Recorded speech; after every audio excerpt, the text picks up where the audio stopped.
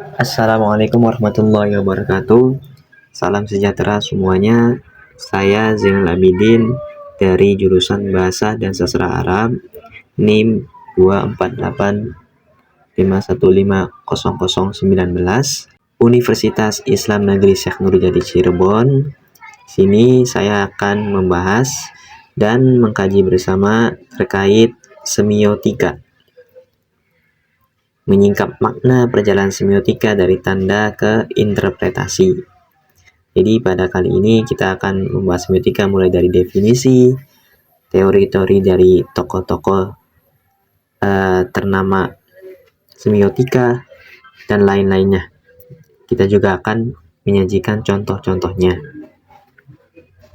Presentasi singkat ini menelusuri gagasan inti semiotika dari definisi umum hingga pendekatan tokoh-tokoh utama dan menunjukkan bagaimana teori-teori itu diterapkan untuk membaca teks, gambar, budaya, dan komunikasi modern. Oke, mungkin kita langsung saja ke pengertian semiotika.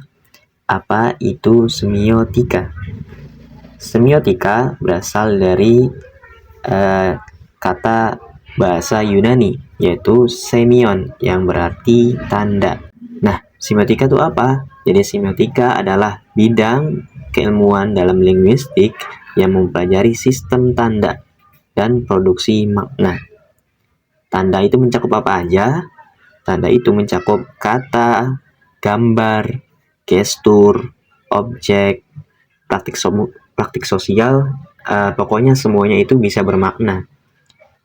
Bukan hanya kata aja, tapi gambar, gestur, objek yang tadi kita sebutkan itu. Intinya, makna bukan inheren, muncul lewat relasi, konteks, dan konvensi seperti itu. Jadi semiotika adalah ilmu yang mempelajari tanda, bagaimana tanda itu berfungsi, digunakan, dan bagaimana tanda itu bisa menyampaikan suatu makna. Seperti itu gampangnya. Kita akan lanjut ke salah satu tokoh semiotika, yaitu Ferdinand de Saussure. Oke, yang pertama kita akan membahas Ferdinand de Saussure. Salah satu teorinya itu strukturalisme dan perbedaan. Di sini yang terkenal yaitu yang pertama ada yaitu konsep diadik.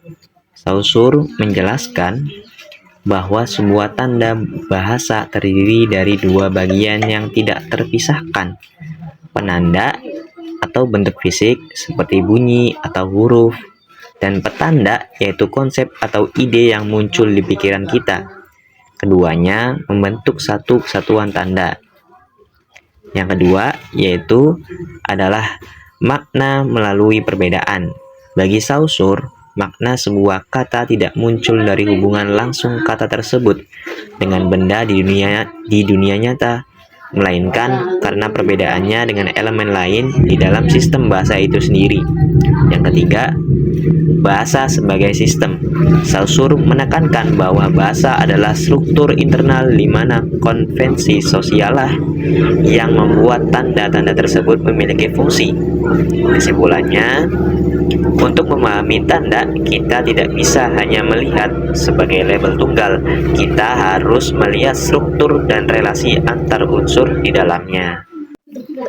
Sekarang kita akan masuk ke model triadik dari Charles Sanders Peirce. Inti dari teori ini adalah proses yang disebut semiosis, di mana sebuah tanda selalu melibatkan tiga unsur yang saling berhubungan. Pertama, representamen, yaitu tanda yang tampil sebagai bentuk dan mengacu pada objek. Yang kedua, objek, yaitu reference yang menjadi acuan bagi representamen tersebut. Ketiga, interpretan, yaitu makna yang muncul di dalam pikiran penerima tanda. Lebih lanjut, Peirce mengklasifikasikan tanda menjadi tiga kategori berdasarkan hubungannya dengan objek. Icon atau ikon yang mirip dengan objeknya seperti foto atau gambar. Indeks yang terikat secara kausal atau keberadaan, contohnya kayak asap sebagai penanda adanya api.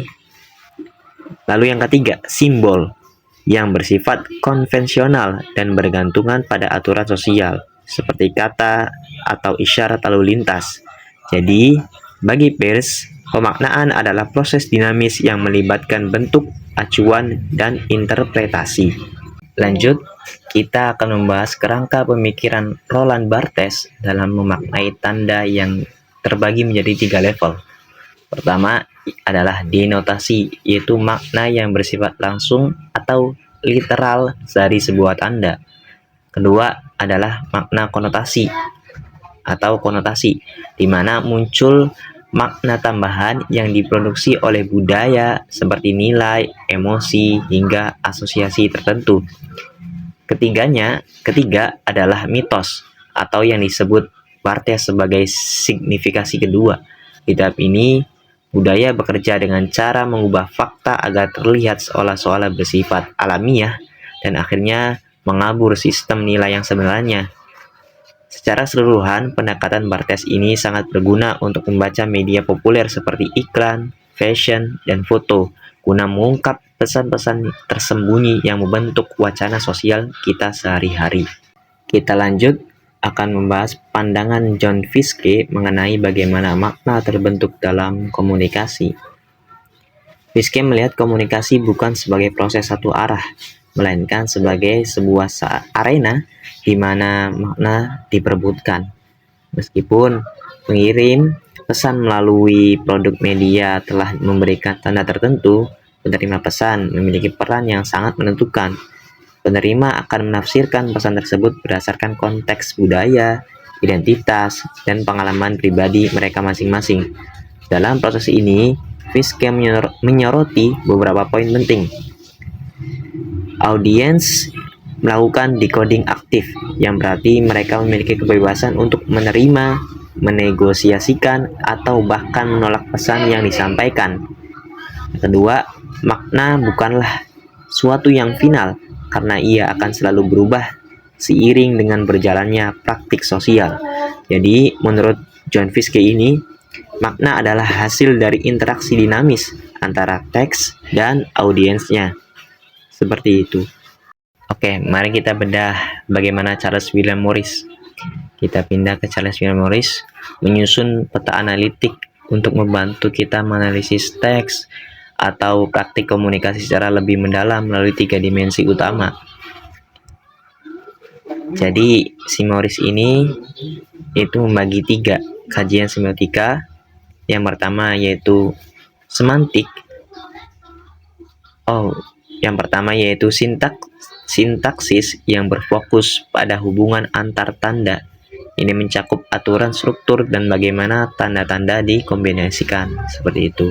Yang kedua, semantik yang melihat hubungan antara tanda dengan objek atau konsep yang sedang dirujuknya.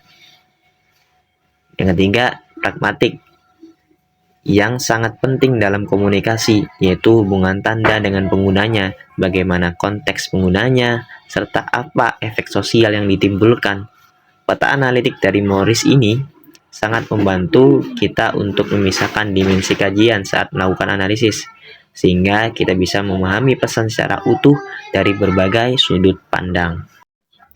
Oke, kita masuk ke teori semiotika terakhir dari misal Rivater. Pertama, menurut Rivater itu, analisis teks dapat dilakukan melalui beberapa konsep. Yang pertama, terdapat perbedaan antara heuristik dan hermeneutik. Heuristik adalah tahap pembacaan secara literal, sedangkan hermeneutik adalah pembacaan yang mencari makna simbolik melalui indeks atau gelagat teks. Yang kedua, yaitu konsep ketidaklangsungan ekspresi. Sastra seringkali menyampaikan makna melalui penyimpangan bahasa, di mana pembaca perlu menutup celah untuk makna secara retroaktif. Secara keseluruhan, pendekatan Rivater ini sangat berguna untuk analisis puisi maupun prosa, karena membantu kita mencari struktur linguistik yang menandakan adanya makna tersembunyi dan efek estetik dalam sebuah karya. Seperti itu. Oke, setelah mempelajari berbagai teori semiotika, mari kita lihat bagaimana cara menerapkannya dalam praktik nyata. Secara garis besar, terdapat 4 area penerapan utama. Pertama, dalam desain identitas brand, kita bisa menggunakan icon sebagai representasi visual, indeks untuk memberikan konteks sejarah atau lokasi, serta simbol agar nama dan moto brand konsisten secara sosial. Kedua, dalam iklan dan budaya. Dalam iklan dan budaya populer, kita bisa melakukan analisis mitos dengan membaca pesan secara berlapis, yaitu membedakan apa yang terlihat secara literal atau dinotasi dengan nilai-nilai konotatif atau mitos yang disematkan di dalamnya. Ketiga, untuk media politik, kita perlu melihat siapa yang mengontrol tanda dan siapa yang melakukan decoding, serta memperhatikan strategi pragmatik yang digunakan untuk memengaruhi opini publik. Keempat, dalam kritik sastra, kita dapat menggunakan metode Rivater untuk mengungkap metafora struktural yang membentuk sebuah tema. Sebagai tips praktis saat melakukan analisis, gunakan dimensi dari Morris dengan memisahkan sintaksis, semantik, dan pragmatik agar struktur analisis Anda menjadi lebih rapi. Sebagai penutup dari rangkaian bahasan kita, mari kita rangkum apa yang telah kita pelajari mengenai semiotika. Ringkasannya yaitu, semiotika menawarkan alat analisis yang lengkap, mulai dari struktur menurut Saussure, proses dari Peirce, mitos budaya dari karyanya Barthes, audiens aktif oleh Fiske, dimensi analitik Morris yang 3 dimensi, hingga strategi interpretasi sastra dari Rivater. Langkah selanjutnya adalah memulai praktik analisis sederhana. Anda bisa memilih iklan atau tajuk berita, mengidentifikasi tandanya, lalu menggunakan denotasi, konotasi, serta efek pragmatiknya. Sebagai penutup, belajar membaca tanda akan memperkaya cara kita memahami budaya. Jadilah pembaca dunia yang kritis, karena makna selalu digarap dan bukan ditemukan begitu saja. Mungkin ini saja yang dapat saya sampaikan. Semoga bisa bermanfaat untuk teman-teman semua. Saya tutup. Wassalamualaikum warahmatullahi wabarakatuh.